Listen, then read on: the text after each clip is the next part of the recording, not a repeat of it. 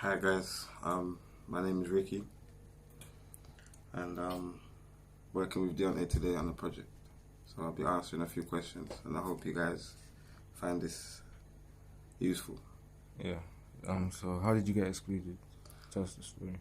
Well, first off, I grew up in East London. I was in school in the Borough of Newham.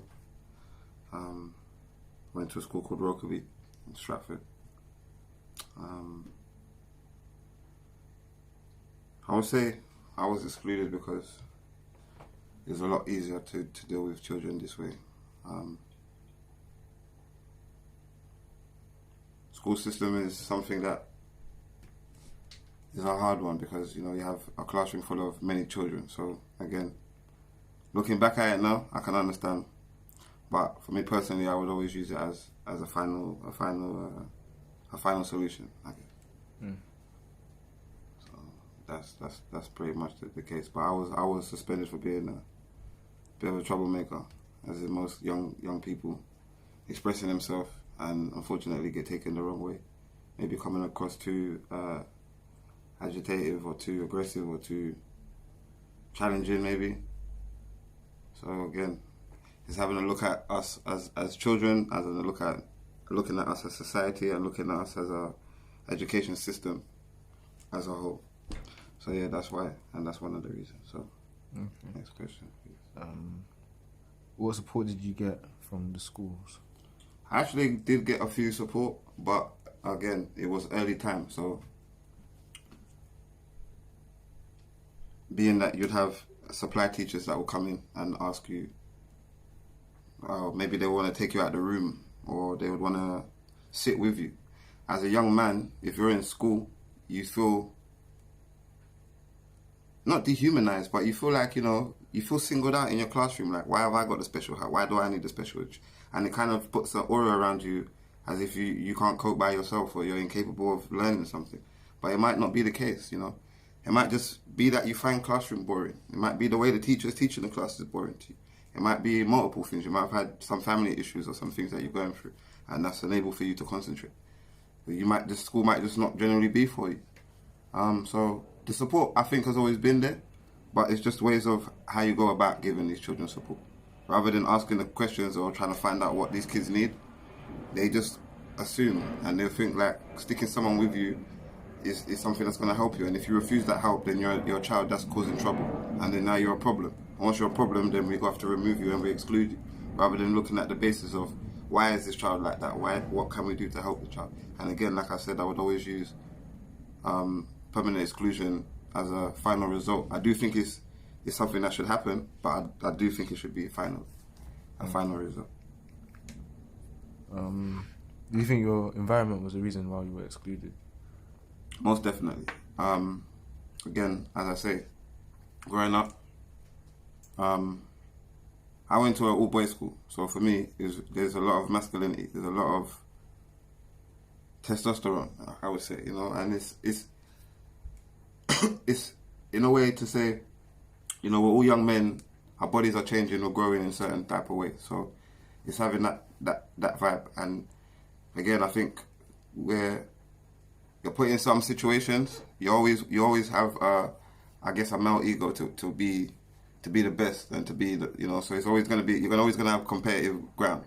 But in the basis of all schools, regardless if it's an all boys school or all girls school, there's a common ground of kids getting kicked out and kids being excluded, and this situation happens all around the country and all over the globe. So it's just something, again, I think up to the education system, we have to look at it in a different way, because we're in communities now where we're diverse. We have multicultural people from different areas.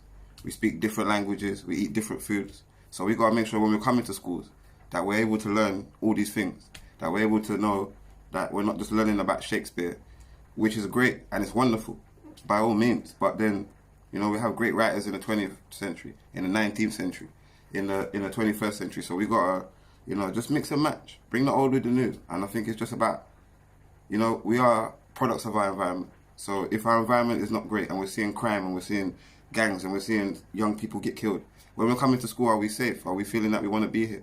If it's not entertaining us or it's not keeping us in a space where we want to learn, You know, my mum went to school, she learned Shakespeare. I went to school and I learned Shakespeare. I'm pretty sure my child will go to learn Shakespeare. And again, not to knock Shakespeare, I think it's great for people to learn, but it's just a common sense of being adapting with the times, and also with us. If we've outgrown the school, maybe it's time for the school to grow with us. And if we ain't, then maybe we need to look at the way that we're learning. So it's just common ground, I think. But I would definitely say that based on where you live, definitely affects how you're educated. If you take people that live in a nice rich side of Cambridge or Oxford, if you look at their education system, it's nothing compared to what you see in London. Again, we are projects of our environment, and it's not a snub at them. It doesn't matter where you live and where you're from. I don't think that should knock your education. I just believe that more help should be offered to those in societies that are a little less class than others. Do you think children should be excluded? Again, 1,000%. I totally agree with permanent exclusion. If a child is too difficult, a child is being threatening, a child is being abusive, a child is being, out of control totally, definitely, by all means, but do look at it again as a last alternative. Sorry, pause it. Do you think children should be excluded? Yes, I do, 100%. I think children should be permanently excluded if they're being difficult, if they're being challenging, or not challenging, but I mean in a way like threatening to themselves, or trying to harm another student, or trying to just do some things that are just not right in a way. But who am I to say? But I definitely think that it should be a final. Like, you got to have like at least 10 chances before you can get permanently excluded. Not to say that you got to abuse all 10 chances either, but I feel like definitely 100%. Because teachers are human beings at the end of the day. They're still somebody's dad, somebody's son, somebody's mum, somebody's auntie, somebody's sister. So as a students, we still got to look at them and think, okay, they might be jarring us and they might single us out, they might give us a bit of pressure, but again, they have to be the parents of us sometimes, so it's a mutual thing. Again, we've got to change our perspective of how we view our teachers, because without them, we don't get an education, and education is very important. So it's like, it's just having that role and having that common ground. But again, I totally agree with permanent exclusion, but it must be, and I mean it must be, a last resort. Okay. What did you do after you were excluded? I found myself into a lot of crime. I got myself excluded when I was 13, so going into year 9. And I was just on the streets. I was causing trouble. I was getting myself arrested. Almost went to jail. And then, I guess luckily for me, like the strangest thing I always remember is when I was excluded, all my friends was in school. So I quickly learned that being a class clown is fun when you're there, and it's calm when you're in the environment, but like all my boys are still in school tomorrow, and I'm not, so that's where that goes, innit? So I guess and then again, I got to sit down and wait now from 9 till 3. So what am I going to do in the meantime, in between time? I'm going to cause trouble, a bit of mischief. I'm going to be on the street, probably hang with a couple of the older boys and the older people, see what's happening, and get myself into the wrong situations again, based on your environment. And not to say that I had to, but I'm young, so I want to go out and explore. I want to go out and do something. Again, not to say that there wasn't other things for me to do, but I was only limited to do something. So when you're between a certain age of year 8 to year 10, you can't really go out and do much. So you can only really be out and doing crime or doing something illegal like that. Fortunately for me though, I had good older people around me, and they didn't let me stray too much on the street. So by the time I reached 17 and my friends had gone to college, I'd still not done well in the education system. I think I'd pretty much given up by this time. By the time I turned 17, I just started to work. I had a little brother at this time, and I didn't want to show the wrong impression. I didn't want to give my younger generation a chance to see me in that limelight. And I felt like if I could just at least work or do something positive, that maybe at the long run, I'll be able to get something out of it. And that was pretty much it for me. After that, I got my head down. I found myself a job working in the kitchen. I worked there for a few years. Cut a long story short, I got my head down.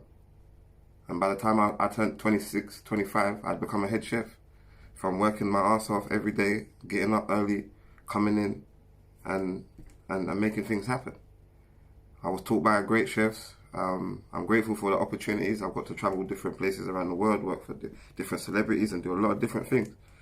But with that being said, I never forget where I came from, and I understand that I didn't have an education system, but it doesn't mean that I'm able to fail at anything. You understand? Like, I now own my own house. I don't have my own business, but I would like to. But I have a great career, you know, and I have an enjoyable career. I have a great profession. I get paid great money. So I can't complain. I mean, I never would have imagined you go down that road, but you never know what life has for you. And another thing I would like to say is that, again, like me, I dropped out of school. I'm not educated. I'm literally educated up until a year 8 student. I have no qualifications apart from my cooking.